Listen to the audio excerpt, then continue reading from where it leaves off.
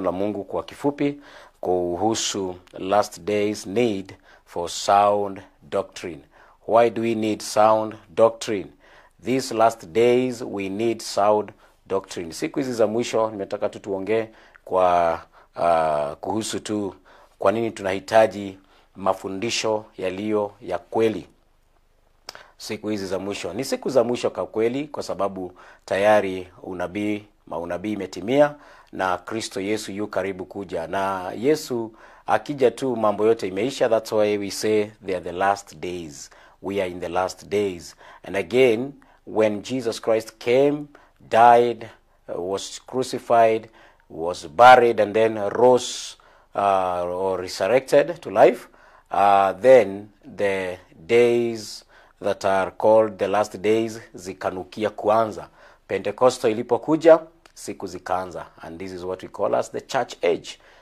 Miaka masiku, kipindi cha kanisa, na hiki ndicho kipindi cha mwisho cha lala salama hapa duniani, ili ya kwamba mambo yote ikwishe and everything else is made afresh. And when things zinafanyika kuwa upya hapa duniani baada ya hiki kipindi cha mwisho cha lala salama, ni wewe mwenyewe ujue utakuwa wapi, utaenda wapi. Na kinachotendeka sasa hivi ni shetani anajua muda wake ni mfupi.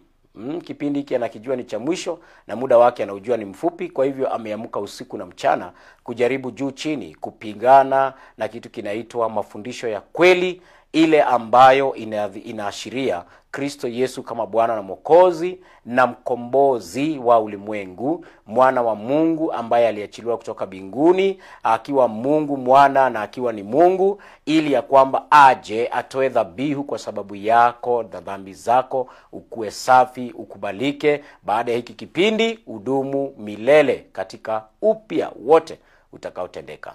Sijui kama wewe uko tayari. We are in the last days.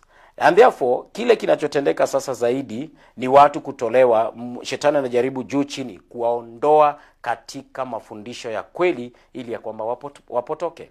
And then time comes na inawapata just all of a sudden. Wanapatikana wakiwa hawako ready. That's why Jesus asked in the book of Luke 18 ya kwamba when the man of God comes, shall he find faith on earth? Je, atakuta imani hapa duniani? Akija ataipata imani? And surely he is coming. Shall he find you in the faith? Shall he find faith in you? Akisema atakuta imani hapa duniani, akiuliza hivyo, ni kuuliza ya kwamba je, atapata watu fulani watu wakiwa wanamwamini? Kuna watu watakao, I pray that my life or in me faith shall be found. I also pray that in you faith shall be found in Jesus' name. And even if you die before he comes, that faith will locate you where you are. Na faith ndani yake ikikulocate kwenye huko umelala, utafufuka ukiwa wa kwanza, tumulaki hewani mwana kondoo wa Mungu. So the devil has rose up with very strategic plans and schemes. Whilst the Bible says in the book of 2 Corinthians chapter 2 verse 11, wiles of the devil. We are not ignorant of those schemes, wiles, mbinu zake za shetani hizo. Ameinuka na mbinu tofauti ili ya kwamba kuwashika watu na kuondoa katika ukweli wa imani katika Kristo Yesu. Therefore, one of the things that he is doing is that he is bringing false doctrines. Analeta mafundisho yaliyo ya uongo, dogmatic things, ambazo ni za kutoa watu katika kilicho kweli, the foundational, the foundation of what God wants us to be founded. And therefore, akikuondoa katika huo msingi, then you are like a hanging marble or a hanging wire or a hanging cloth ambayo inaswipiwa huku na kule na upepo. And therefore, why do we need sound doctrine? Therefore, of course, to counteract the false doctrines. But this is what I'm going to teach today. Why sound doctrine is a need in the last days? Because of, number one, demonic activity. We have 4 reasons. Reason number 1 is demonic activity. Demonic activity in 1 Timothy chapter 4 and verse, let me read it haraka. In 1 Timothy chapter 4 verse 1, Timotheo wa kwanza sura ya 4, 1 Timothy chapter 4 verse 1, Biblia inasema ya kwamba basi Roho anena wazi wazi ya kwamba nyakati za mwisho, ananena wazi wazi, nyakati za mwisho wengine watajitenga na imani. Watu wengine watajitenga na imani, wasikilize roho zidanganyazo na mafundisho ya mashetani. Hapa Biblia ya Kiswahili inaita mashetani, these are demons. Shetani ni yule mmoja mdanganyifu, ule ore Satan, Satan ore wakemunya, yule mmoja aliyedanganya kule shamba la Edeni na akona mapepo ndani yake. Kiingereza inaita doctrines of devils or doctrine of demons. The Bible says in English, now the Spirit speaks expressly that in the latter times some shall depart from the faith, giving heed to seducing spirits and doctrines of devils. Some shall depart from the faith, these the last days. Roho Mtakatifu ndiye anayenena kuhusu siku za mwisho kwamba watu wataondoka katika imani na wapatiane masikio yao, wajipatiane maroho zao, imani yao, wajipatiane masikio yao. Latter times some shall depart from the faith, giving heed to seducing spirit. Waitilie maanani, wasikilize.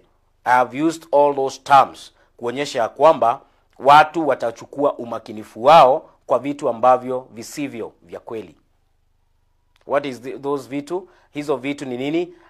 False doctrines, seducing spirits and doctrines of devil. Seducing spirits and doctrines of devil. So that one inatuambia kwamba the activity of demons are rampant in these last days. Ndizo hizi roho wananena kuzihusu siku hizi za mwisho ya kwamba the last days, the seducing spirits, demonic doctrines of the devils or demonic teachings zitakuwa rampant because the devil knows his time is over. Therefore, people shall turn to those things. They shall give heed. They shall give heed. What do you give heed to? You need to give heed to sound doctrine.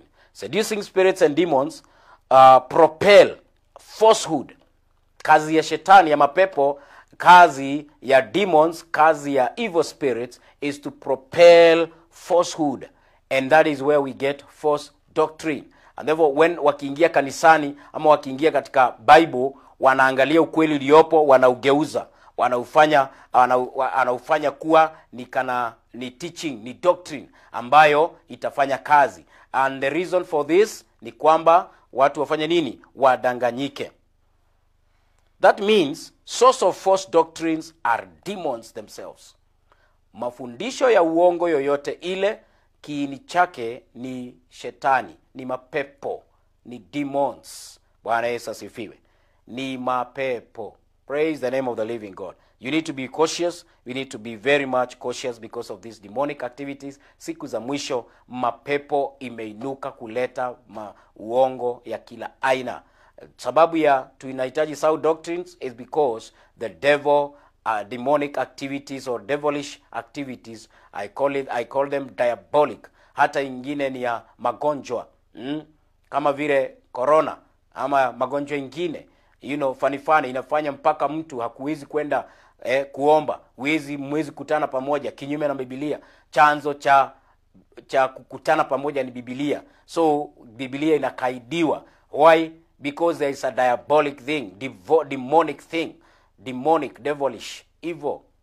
Praise the name of the living God. And therefore you find that people, many of them take heed or give heed to falsehood, and they find themselves entrapped. Na wamenaswa katika huo mnaso wa false doctrine. Why do we need these sound doctrines today? Because number 2, of hardness of heart. Mioyo ya watu kuwa migumu. The hardness of heart. 2 Timothy chapter 4 verse 3 and 4, the Bible says, for the time will come when they will not endure sound doctrine, but after their own lusts shall they heap to themselves teachers having itching ears, and they shall turn away their ears from the truth, and shall be turned unto fables. Maana utakuja wakati watakapoyakataa mafundisho yenye uzima, ila kwa kuzifuata nia zao wenyewe watajipatia walimu makundi, kwa kuwa wana masikio ya utafiti. Nao watajiepusha wasisikie yaliyo kweli, na kuzigeukia hadithi za uongo. Hardness of heart. In the last days, the Bible is saying here ya kwamba katika siku za mwisho watu watageukia, watu hawataweza kuendure sound doctrine. Badala hiyo watageukia mafundisho, watazifuata nia zao wenyewe, wajipatie walimu, wajitafutie walimu wenye wanafundisha mafundisho wanayotaka kusikia. That one is hardness of heart. In verse 4 inaonyesha hivi ya kwamba it is hardness of heart ambayo inawafanya badala ya kusikiza the sound doctrine, they now go and turn to myths. Wanaenda kusikiza hadithi za uongo, kama vile ulitoka wapi wewe mwanadamu? Ulitoka kwa nugu, ukakua, ukakomaa, ukanenepa, ukamea, mkia ikaenda ikipungua. Ndio maana hapo nyuma kuna kuanga na kaharama kamkia. Sasa kitu kama hiyo, vitu ambavyo ni vya uongo. Sawa, shuleni mnafunzwa hivyo, andika hiyo kwa exam pita, lakini isahau shuleni na ukumbukage ya kwamba Mungu aliumba mwanadamu na akamfanya kwa sura yake na mfano wake, in his character and in his glory. Hallelujah. Praise the name of the living God. In his likeness and in his image. That is what I'm talking about. And therefore, kwa sababu ya mioyo ya watu kuwa migumu, watu wametupilia mbali mafundisho iliyo ya kweli. These last days, ni the last days. Zamani hakukuwa kitu kama hiyo. Ni wakati tu Yesu Kristo ametokea. Na baada ya hiyo siku za mwisho zilipoanza, kukawa na ugumu wa mioyo sasa umeanza kuweko. Na leo hii imekuwa rampant kwa sababu watu wanataka kusikia tu ya kwamba unaweza oa wake wawili, unaweza olewa na waume wawili, unaweza kaa hata na mpango wa kando, unaweza hata they just want to hear those things. They want just to entertain kile ambacho kinawa soothe, kinawa fit, kinawa comfort, kinawa fit. Praise the name of the living God. And what is the antidote of that? Antidote of this hardness of heart, or 2 Timothy chapter 4 verse 3 to 4, is we should have clear teaching of scriptures, which is able to shatter even stony hearts, according to the book of Jeremiah chapter 23 verse 29. Bwana Yesu asifiwe. Bwana Yesu asifiwe. Antidote, dawa yake ni ya hili jambo hardness of heart ni nini? Ni kukubali mafundisho hata kama ni makali namna gani, kwa sababu neno la Mungu ni nyundo. Neno la Mungu ni nyundo. Ni nyundo. La Mungu ni nyundo. Ni nyundo. Bwana Yesu asifiwe.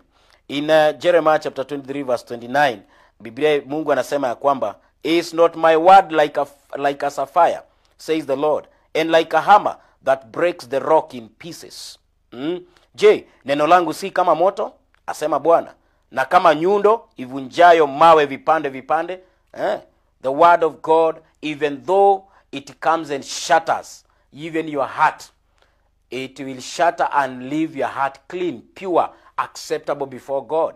Kwa hivyo hata kama neno ni kali namna gani, na hata kama neno lina ugumu mgani, just accept it, even if the teaching there is hard. Take it. Let you be built upon this foundation that will leave you, or that will have you ukiwa strong, founded, wakati upepo zinavuma huku na kule, na wakati maji ya gharika inakuja, unabaki ukiwa umesimama. Yesu akasema in Luke chapter 16 verse 46 to 49. Wise builder, aliyejenga, ni yule ambaye alikuja, number 1, akasikia na akatenda.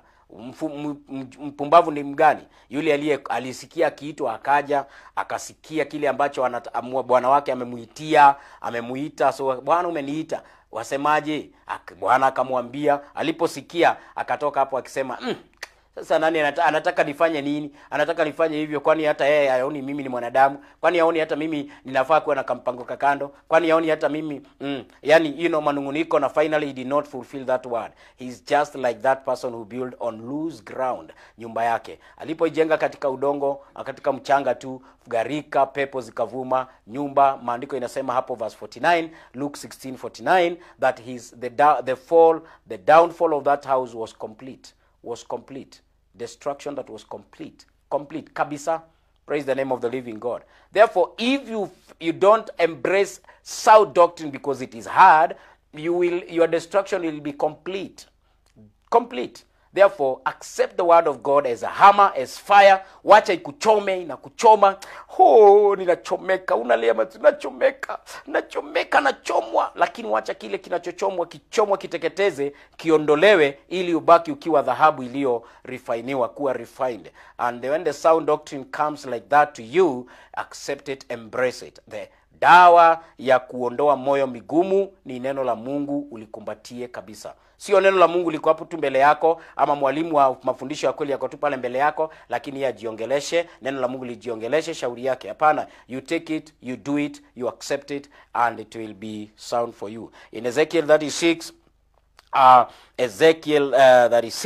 the Bible says in Ezekiel 36 verse 26 and 27, Biblia inasema ya kwamba a new heart also will I give you.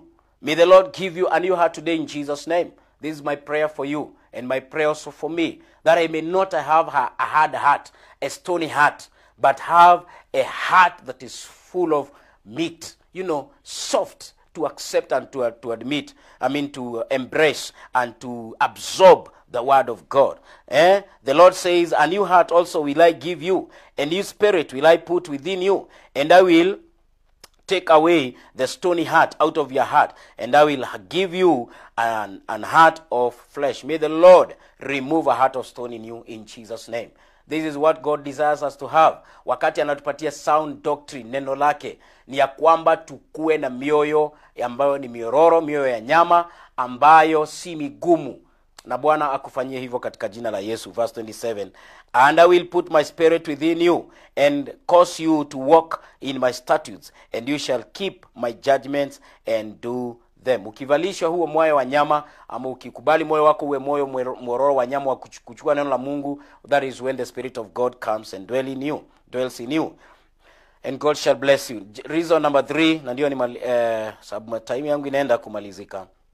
Number 3 is that the reason why we need this sound doctrine in these last days is because there are many false Christs.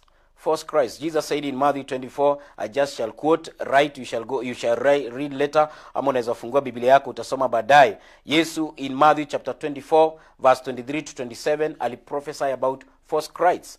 Na hakika alipotabiri ilianza kutokea. Hata baada ya yeye kuondoka tu immediately, kukawa na some Christs wanakuja wakijifanya. Wale marafiki wetu wengine wanaoendaga na kuinama pale madhabahuni mwao, ilianza tu namna hiyo. Jamaa alikuja baada ya I think 67 AD or 70 something AD. Baada ya Kristo Yesu ameshafufuka, wanafunzi wameshahubiri injili, sasa akatokea. Kwa sababu gani? Alikuja ili kuleta kitu kinaitwa kuonyesha kana kwamba yeye ndiye mkombozi wa ulimwengu. Wachana na yeye hakujiita Christ. Lakini kuna wengine walikuja wakajiita hata Christ. Kule Seoul, Korea, kulikuwa na mmoja miaka ya kadhaa iliyopita, alijiita nani? Soon Myung Moon kule Seoul, Korea. Alijiita Christ, akasema Kristo hakumaliza kazi yake, hakuja kufanya kazi yake completely. Alitoka hapa duniani kama hajamaliza. Mimi ndio nimekuja kumaliza. Kwa sababu Yesu hakuoa mwanawake yoyote. Mimi ninaoa wanawake wengi, na ili nizaane hapa duniani, niwache kizazi kama changu cha Kristo. That is wickedness, false doctrine. Sasa false Christ wako wengine kule in Caribbean countries and South America, kumekuwa na Christ ambao ni uongo. Wacha kwenda mbali, kuja hapa Kenya, hapa kwenye tuko hapa na hapa hivi, kulikuwa na Jehova Wanyonyi, na mwingine akajiita sijui Kristo, Yesu Kristo, yeye ndiye Yesu. Juzi tu sijui kama bado ana exist ama aliondoka, I don't know, but they are there. and so many others that we even don't know. Wale hao ni wale tu wamejitokeza na tukapewa katika vyombo vya habari, na wale wengine wamejiita hata kule vijijini, ambao wako kule vichochoroni na kule ndani, wana ambao hawajulikani wako. But this one tells me that we need true doctrine to tell us that Christ came, him and him alone, and completed everything, and on the cross akasema imekwisha, it is finished. Hakuna kazi ingine ilihitajika ifanyike ili mwanadamu akombolewe, ili mtu yeyote aokolewe. Hakuna hata kidogo. Kazi yote savani ilifanyika na Yesu Kristo aliyekuja miaka within 33 years, and the top and the climax of it 3 years and a half, akamaliza kila kitu, and all is done. There is no other Christ that we expect here on the face of the earth. Well, that is why we need sound doctrine, the doctrine of Christ. Doctrine of Christ. There are so many doctrines that we have. There are various of them, about 10 of them. I can list them: doctrine of God, doctrine of Christ, doctrine of the Holy Spirit, doctrine of the atonement and salvation, doctrine of man, doctrine of Satan, doctrine of sin, doctrine of angels, doctrine of the Bible, and doctrine of the of the last things. The last things, eschatology, ama mambo ambayo ni ya matukio ya siku za mwisho. These are 10 doctrines that we need to be profound about. Tunastahili kuzijua vizuri. Kwa hivyo you need to know about Christ, na ili ya kwamba usije ukapotoka. Learn about Christ, look and seek to know about Christ. Na nashukuru Mungu kwa sababu wengi wanajua hiyo maneno, na Mungu amewabariki. Ya mwisho ambayo tunayo ni because why do we need this sound doctrine in these last days is because suppression of the truth is rampant. Praise the name of the living God. Therefore, kile ambacho nakuambia ni hiki: the suppression of the truth ambayo mwanadamu ako nayo, especially imeandikwa katika Romans 1 verse 18. Naenda kumalizia in Romans chapter 1 verse 18. Nikimalizia niseme ya kwamba kwa maana ghadhabu ya Mungu imedhihirishwa kutoka mbinguni juu ya uasi wote na uovu wa wanadamu waipingao kweli kwa uovu. Uovu hupinga ukweli. For the wrath of God is revealed from heaven against all ungodliness and unrighteousness of men who hold the truth in unrighteousness. That is, they take the truth, because of their unrighteousness, the truth is counted as nothing that they believe in. The truth that they already accepted is no longer a truth because of their unrighteousness. Hiyo inaniambia namna gani? Suppression of the truth is by the actions of evil, wickedness, unrighteousness. Matendo ya uovu ambao wanadamu wanatenda, they suppress the truth. We need sound doctrine so that it will awaken our people, itaamsha watu ambao wanafinyiria ukweli kwa kutenda maovu. Wakati watu wanaenda na kutenda maasi, wanatukana wazazi wao. Biblia inasema in First Timothy, is it first or second, inasema ya kwamba na siku za mwisho kutatokea watu ambao watakuwa wakaidi kwa wazazi wao, mfanya mambo kadhaa hapo hivi, and therefore watu ambao wanatenda maovu wanafinyilia ukweli wa neno la Mungu, the truth.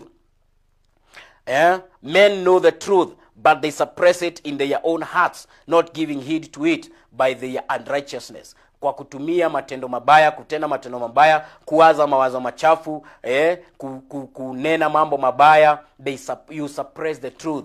Avoid as much as possible and leave sin away. Don't commit sin, because when you commit sin, you are suppressing the truth. You are suppressing the truth. Why do we need the gospel? I mean the sound doctrine? Because men are suppressing the truth by their actions. Praise the name of the Lord. May the Lord help you and me, that we may suppress not the truth, but we suppress sin. We suppress demonic activities. We suppress the hardness of heart. And we suppress the issues about false Christ and every other thing that is calling him itself prophet, but not right prophet or true prophets, in Jesus' name. Then the antidote for suppression of the truth, you need to have full understanding of God's word on doctrinal issues and full encounter with the God of power and might. Ebuskia, this is very much as I conclude. It is a thing of not either or. No, it is a thing of both and. Both and. Ya kwamba you need true full understanding of God's word on doctrine issues, and full encounter with the God of power and might. Not full encounter. Watu wanatafutanga kuwa na encounter of might and power of God, instead of encounter with God of power and might. You need full scriptures, understanding of God's word, and also full encounter with the God. Encounter with the God. Kutana na Mungu bwana. Wacha kukutana na nguvu zake na kukutana na uweza wake. Kutana na Mungu. Kutana na Mungu. Usikubali kukutana na nguvu zake peke yake na unasahau kukutana na Mungu. Utapotea. That is why people are running and getting lost into false doctrines, because they want to encounter the power of God, the might of God, and kufika hapo wanakutana na sasa wenye waganga na waganguzi na warogi na warogiwa. Wote wanawahandaa na kuangamiza. Jesus said in Matthew 22 verse 29, as I conclude, let me read that for you, because it is very crucial. These are the words of Jesus, 22 verse 29. Yesu akasema ya kwamba, Jesus answered and said unto them, ye do err, not knowing the scriptures, nor the power of God. Listen, Yesu akajibu akawaambia, mwapotea kwa kuwa hamjui maandiko wala uweza wa Mungu. You need to have the scriptures with you. These are the Pharisees walikuwa wanaambiwa in Matthew 20:22 ya kwamba wanapotea kwa sababu hawajui maandiko ya Mungu. Jua maandiko ya Mungu, hautapotea. Hautapotea. In conclusion, I say, the goal of all scripture is this. Lengo la maandiko yote ni hili, kukuleta wewe kwa Kristo Yesu, Bwana Yesu, Bwana wetu. The Lord Jesus Christ. Not just Jesus, but the Lord Jesus Christ. And thus, the goal of doctrine, na ndio lengo la mafundisho ni kukuleta, or must, lazima ikuwe ni kukuleta katika one, the living Christ, to the living Christ of the Bible. If it takes you to another Christ, to another thing, it is all directing you to be false doctrine. And therefore, the Christ that we have is not silent. He is not dead. He is not silent. He is not dead. He is not silent. He is not absent. But he is knocking. He is alive. Knocking, especially at the door of your heart. Each and every minute. Whether you are born again or not, he is knocking at the door of your heart. If you are not born again, he is knocking for you to receive him as his Lord, as your Lord and Savior. Please accept him today. Mwakubali siku ya leo. Anabisha mlangoni wa moyo wako. Na kama umeokoka, kila wakati anabisha na neno lake la ukweli, karibisha huo ukweli na ukae kulingana na huo ukweli, na Mungu akubariki sana. Father, in Jesus' name I pray. Help my listener. And I pray kwamba Mungu utamwezesha kusimama imara na kuwa ameshikilia ukweli na kuukumbatia liwe liwalo katika jina la Yesu. Naye yule ambaye hajaokoka, Baba, naomba mshawishi kwa neno lako na kwa Roho wako Mtakatifu, umuhimize kuokoka. Na sasa hivi kama unanisikiza uko hapo na hujaokoka, Roho Mtakatifu anakushawishi kuokoka. Rudia hili ombi nyuma yangu, sema: Bwana Yesu, naomba unisamehe na uniokoe. Kuanzia leo nimejua ukweli, nitakaa katika huo ukweli. Na ni wewe Kristo Yesu uliye njia, ukweli na uzima. Nitakupenda na nitakutii siku zote za maisha yangu, ili niwe nawe baada ya siku hizi za mwisho. Katika jina la Yesu nimeokoka na kuamini. Amen. God bless you so much. Umeokoka, na kama wewe ni mgonjwa, pokea uponyaji wako katika jina la Yesu. Mwili wako uwe mzima. Maandiko yanasema tuwe wazima katika miili yetu, tuwe na afya. Pokea hiyo afya. Receive that healing. Hata kama uko kitandani cha ugonjwa, hicho kitanda si mahali pako. Inuka na utembee, uende katika kazi zako na shughuli zako za kila siku. In Jesus Christ's name. God bless you. Let's meet next time, and we shall have more. Asanteni sana.